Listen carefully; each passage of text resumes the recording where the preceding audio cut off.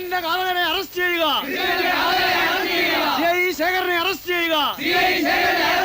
മലയാളിയെ അറസ്റ്റ് ചെയ്യുക. കൃഷ്ണന്റെ കാവലനെ അറസ്റ്റ് ചെയ്യുക.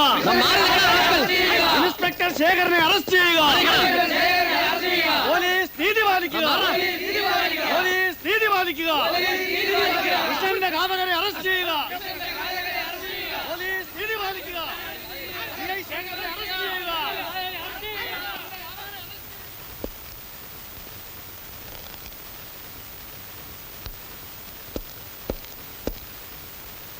പോസ്റ്റ്മോർട്ടം റിപ്പോർട്ട് കിട്ടിയോ? കിട്ടി സാർ. അതിലെന്താ ഉള്ളത്? തലച്ചോറിലേറ്റ ഇടിയുടെ ആഘാതമാണ് മരണകാരണം. മാത്രമല്ല ശരീരത്തിൽ പല ഭാഗത്തും അടിയുടെ പാടുകളുണ്ട്. ഹലോ, യെസ്, ശരി സാർ. IG സാർ, മാത്യൂസ് ആണ്. പേപ്പറിൽ ന്യൂസൊക്കെ വായിച്ചു. സാർ, അറസ്റ്റ് ചെയ്യേണ്ട ഒരു പോലീസ് ഓഫീസറെയാണ്. അതുകൊണ്ട് അവരല്പം നോ റിഗ്രറ്റ്സ്. എനിക്കിവിടെ ഇരിക്കപ്പുറതിയില്ല. നാട്ടിലുള്ള പത്രക്കാർക്ക് മുഴുവൻ ഹാജരായിരിക്കുക.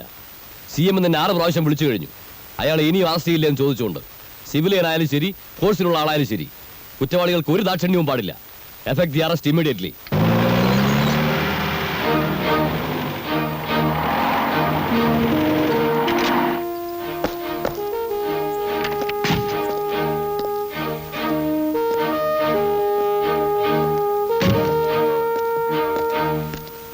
ഇന്ന് ആളുകൾ പ്രശ്നം വല്ലതും ഉണ്ടാക്കിയോ? പതിവ് പോലെ കുറച്ച് മുദ്രാവാക്യം വിളിച്ചിട്ട് പോയി, അത്രേ ഉള്ളൂ സാർ.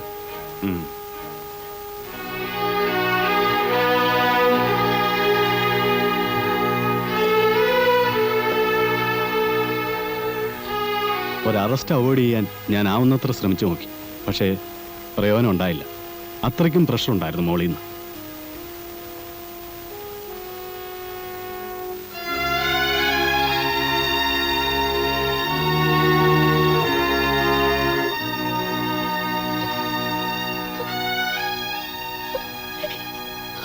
വിഷമിക്കരുത്. നമ്മുടെ വിധിയാണെന്ന് കരുതിയാൽ മതി. കുഞ്ഞിനെയും കൊണ്ട് അന്ന് തന്നെ വീട്ടിലേക്ക് വയ്ക്കും. ഞാൻ ഒരിടത്തേക്ക് പോകില്ല. കരയാതിരിക്കും.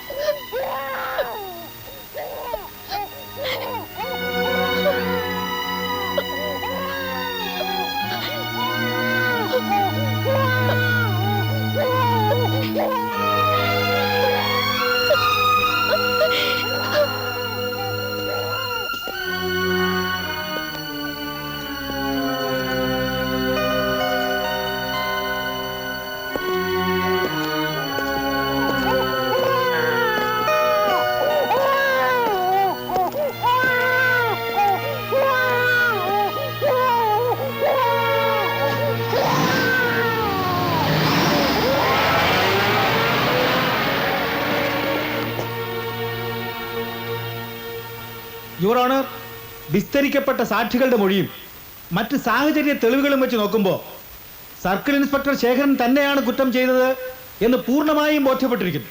ഒന്നാം സാക്ഷിയും കൊല്ലപ്പെട്ട കൃഷ്ണന്റെ വീട്ടിലെ ജോലിക്കാരനുമായ അശോകൻ പ്രതി കൃത്യം നിർവഹിച്ചതിന് ശേഷം അവിടെ നിന്ന് ഇറങ്ങിപ്പോകുന്നത് കണ്ടു എന്ന് പറയുന്നത് പൂർണ്ണമായും വിശ്വസനീയമാണ്. അതുപോലെ തന്നെ പ്രതിയെ സംഭവത്തിന് മുമ്പ് കൃഷ്ണന്റെ വീട്ടിൽ കൊണ്ടുചെന്നാക്കിയ KR 2746 ഓട്ടോറിക്ഷയുടെ ഡ്രൈവർ മത്തായിയുടെ മൊഴിയും പ്രതി തന്നെയാണ് കുറ്റം ചെയ്തിട്ടുള്ളത് എന്നുള്ളതിന് ബലമേകും. പോസ്റ്റ്മോർട്ടം റിപ്പോർട്ട് അനുസരിച്ചുള്ള മരണസമയവും പ്രതി അവിടെ ചെന്നതായി പറയുന്ന സമയവും ഒന്നാണെന്ന് സാക്ഷികളുടെ മൊഴിയിൽ നിന്ന് വ്യക്തമാകുന്നുണ്ട്. കൊല്ലപ്പെട്ട കൃഷ്ണനോട് പ്രതിക്ക് പൂർവ്വവൈരാഗ്യമുണ്ടെന്നുള്ളത് സ്പഷ്ടമാണ്. കൊല്ലപ്പെട്ട കൃഷ്ണനെ പ്രതി അയാളുടെ പ്രസ്സിൽ വെച്ച് പരസ്യമായി മർദ്ദിച്ചതിനും പുലഭ്യം പറഞ്ഞതിനും തെളിവുകളുണ്ട്. താൻ സസ്പെൻഷനിലാകാനുള്ള കാരണം കൊല്ലപ്പെട്ട കൃഷ്ണനാണ് എന്ന് മനസ്സിലാക്കിയ പ്രതി പ്രതികാരം വീട്ടുകയായിരുന്നു.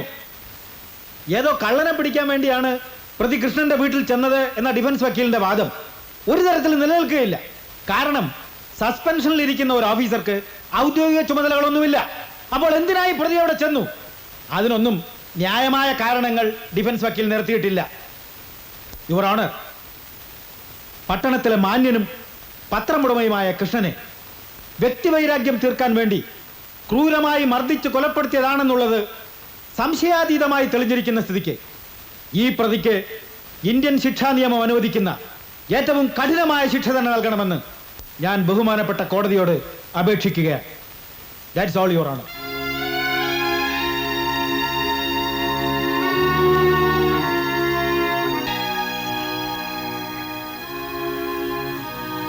നിങ്ങളെപ്പോലെയുള്ള ലോക വിവരമൊന്നും നമുക്കില്ല.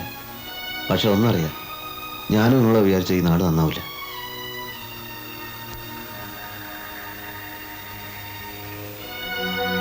ആർക്ക് വേണ്ടിയിട്ടാണ് നിങ്ങൾ ബേജാറാവുന്നത്? പണക്കാരെടുത്തുനിന്ന് സർക്കാർ നികുതി എന്നൊക്കെ പറഞ്ഞിട്ട് പണം പിരിക്കും. പക്ഷെ പട്ടിണി കിടക്കുന്നവർക്ക് ഒരു നേരത്തെ ചോറ് കൊടുക്കാൻ ഇവിടെ ആരുമില്ല. നിങ്ങളോട് നമ്മൾ മുമ്പ് പറഞ്ഞിട്ടുള്ളത് പോലെ ഇവിടുന്ന് സ്ഥലം വിട്ടോളി. ഈ ദുനിയാവിൻ്റെ ഏതെങ്കിലും ഒരു മൂലയ്ക്ക് നിങ്ങൾ ജീവനോടെ ഇരിക്കുന്നുണ്ടെന്ന് അറിഞ്ഞാൽ മതി നമുക്ക്. അതുകൊണ്ടാണ് പറയുന്നത്. നമ്മുടെയൊക്കെ തലയിൽ ചിലതൊക്കെ പടച്ചോ മരച്ചു വെച്ചിട്ടുണ്ട് ജമാലെ. അതുപോലെ നടക്കും.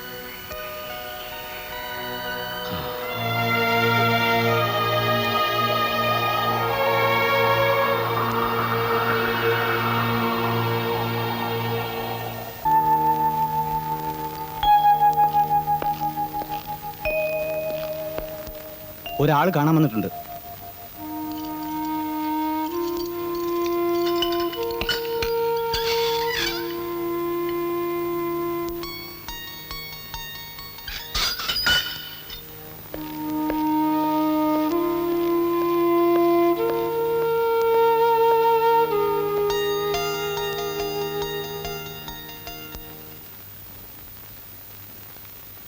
മനസ്സിലായില്ലല്ലേ?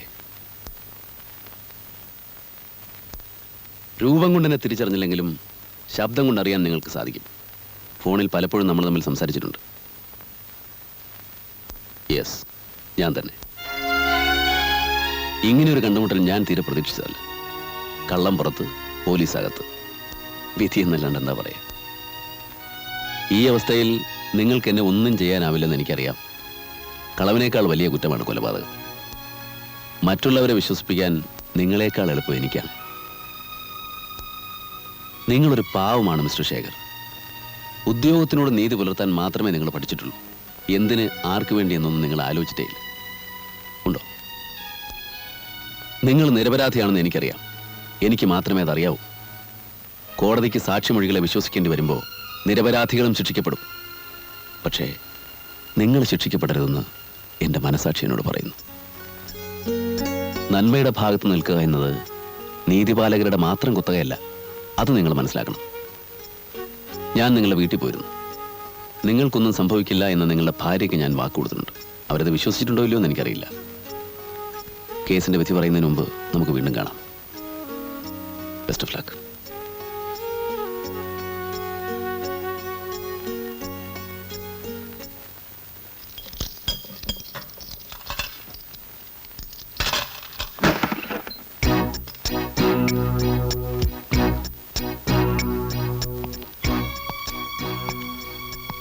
നിങ്ങൾ വീണ്ടും ഒന്ന് കാണേണ്ടി വന്നു. ഇത്തവണ വന്നത് ഒരു ചെറിയ അഭ്യർത്ഥനയുമായിട്ടാണ്. നിങ്ങൾ രണ്ടുപേരും കോടതി വരെ ഒന്ന് വരേണ്ടി വരും. കോടതി വരെ? എന്തിന്? അമ്പലക്കാടൻ കൃഷ്ണനെ കൊന്നത് എന്തിനാണെന്നും എങ്ങനെയാണെന്നും പറയാൻ. അമ്പലക്കാടൻ കൃഷ്ണനെ കൊന്നത് ഞങ്ങളാണെന്നോ? താൻ എന്തൊക്കെയായി പറയുന്നത്?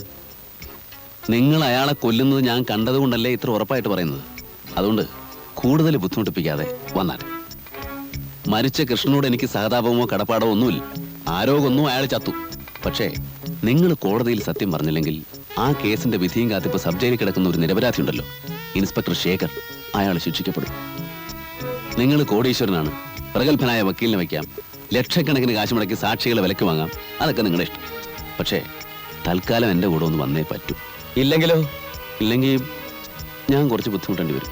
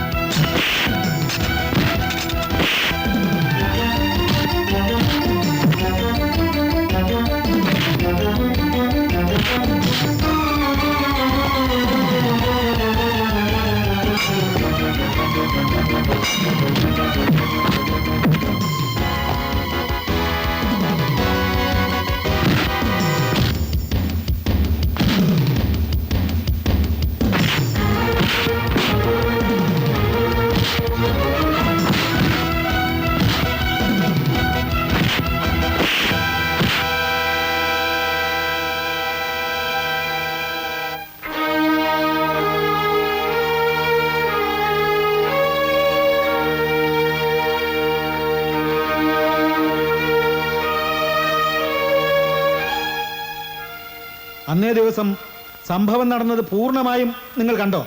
കണ്ടു. എന്താണ് കണ്ടത്? ഒന്ന് വിശദീകരിക്കാം.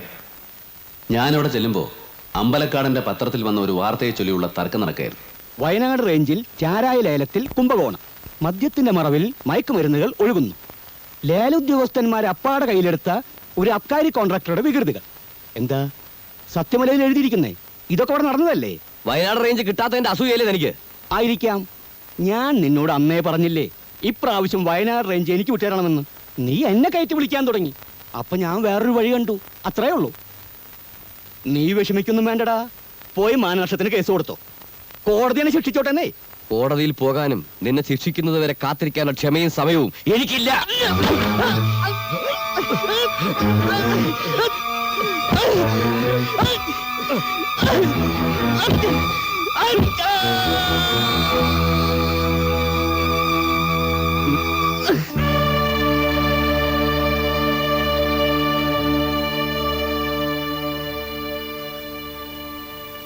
തീർന്നു തോന്നണേ.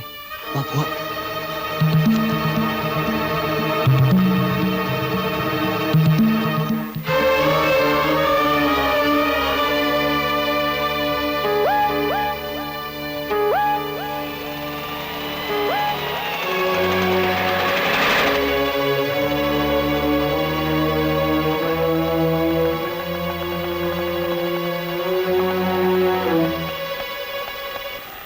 ഇതാണ് സർ സംഭവിച്ചത്. ആ സമയത്ത് നിങ്ങൾ എന്തിനാ അവിടെ പോയി? കക്കാൻ, അല്ല എന്തിനാ?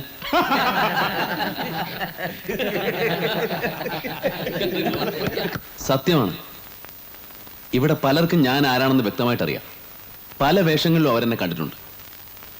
പത്രങ്ങളും പോലീസും പിടികിട്ടാപ്പുള്ളി എന്ന് വിശേഷിപ്പിച്ച ആ കള്ളൻ ഞാൻ തന്നെയാണ്. ഇനിയും എത്ര കാലം വേണമെങ്കിലും എനിക്ക് അങ്ങനെ സ്വതന്ത്രമായിട്ട് ജീവിക്കാം. ഈ കീഴടങ്ങൽ മനഃപൂർവ്വമാണ്.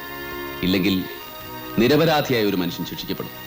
കാരണം അമ്പലക്കാടനെ കൊന്നത് ഇൻസ്പെക്ടർ ശേഖർ അല്ല എന്നറിയാവുന്ന ഒരേ ഒരു സാക്ഷി ഞാൻ മാത്രമാണ്. കള്ളനാണെങ്കിലും മനസാക്ഷിയുള്ളവനാണ് സാറേ ഞാൻ.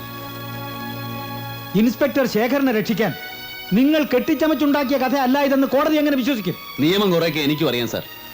വ്യക്തമായ തെളിവുകളോടുകൂടി തന്നെയാണ് ഞാൻ ഇവരെ കോടതിയിൽ ഹാജരാക്കിയിരിക്കുന്നത്. നിരപരാധിയായ ഒരു മനുഷ്യനെ രക്ഷിക്കാൻ സ്വന്തം ജീവിതമാണ് ഞാൻ അടിയറ വയ്ക്കുന്നത് തെളിവായിട്ട്. ഒരു കള്ളനെ പിടിക്കാൻ ലക്ഷങ്ങളും കോടികളും ചെലവാക്കാൻ ഇവിടെ വകുപ്പുണ്ട്. പക്ഷേ അവൻ എങ്ങനെ കള്ളനായി എന്നറിയാൻ ആരെങ്കിലും ശ്രമിക്കാറുണ്ടോ? ആരും കള്ളനായി ജനിക്കാറില്ല സാർ. സാഹചര്യങ്ങളാൽ കള്ളനാക്കപ്പെടുകയാണ്. ഞാനും അങ്ങനെ തന്നെ. സർക്കാരിനെയും ജനങ്ങളെയും വഞ്ചിക്കുന്നവരെ ദൈവം പോലും ശിക്ഷിക്കുന്നില്ല എന്നുള്ള അറിവ്. നേരായ മാർഗത്തിലൂടെ ജീവിക്കാൻ ശ്രമിച്ചവർ പട്ടിണി കിടക്കുന്നത് കാണേണ്ടി വന്നപ്പോഴുണ്ടായ അമർഷം. അനാഥനായ എന്നെ കള്ളനാക്കിയ കാരണങ്ങൾ ഇതൊക്കെ തന്നെയാണ്. പക്ഷേ വയറ് വിശക്കുന്നവന്റെ എച്ചിൽ പാത്രത്തിൽ ഞാൻ ഇതുവരെ കൈയിട്ട് വാരിയിട്ടില്ല. പരിശോധിച്ച് നോക്കാം. ഞാൻ നടത്തിയിട്ടുള്ള ഓരോ കളവും ന്യായമായിട്ടുള്ളതായിരുന്നു. മാന്യതയുടെ കുപ്പായമിട്ട് നടക്കുന്നവർ പലരും എന്നേക്കാൾ വലിയ കള്ളന്മാരാണ്. മദ്യത്തിൽ മായം ചേർക്കുന്നവർ, നിരോധിക്കപ്പെട്ട മരുന്ന് വിറ്റ് കാശുണ്ടാക്കുന്നവർ, കള്ളക്കണക്ക് മാത്രം ബോധിപ്പിച്ച് ഇൻകം ടാക്സിന് വെട്ടിക്കുന്നവർ, എല്ലാവരും ഓരോ അർത്ഥത്തിൽ കള്ളന്മാരാണ്. ബഹുമാനപ്പെട്ട കോടതിക്ക് എന്നെ ശിക്ഷിക്കാം. തുറന്ന മനസ്സോടെ എല്ലാ സത്യങ്ങളും ഞാൻ ബോധിപ്പിക്കാം.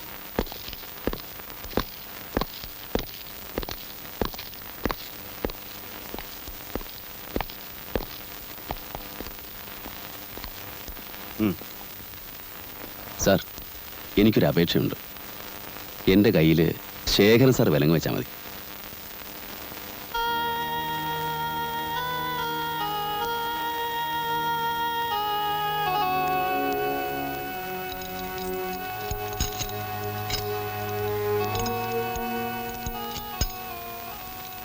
സാറിനെ ഞാൻ ഒരുപാട് വിഷമിപ്പിച്ചല്ലേ?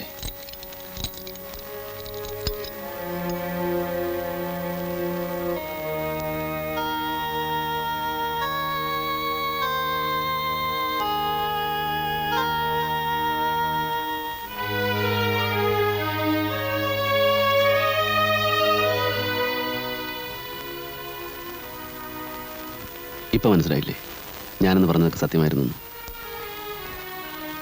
യോഗ്യനായ ഒരാളെ കല്യാണം കഴിച്ച് ഭാര്യയായി അമ്മയായി ആനി സുഖമായിട്ട് ജീവിക്കുന്നു. ഞാനെന്ന് പറഞ്ഞതുപോലെ കുട്ടികൾക്കൊരു കള്ളന്റെ കഥ പറഞ്ഞു കൊടുക്കാൻ മറക്കരുത്. വരട്ടെ.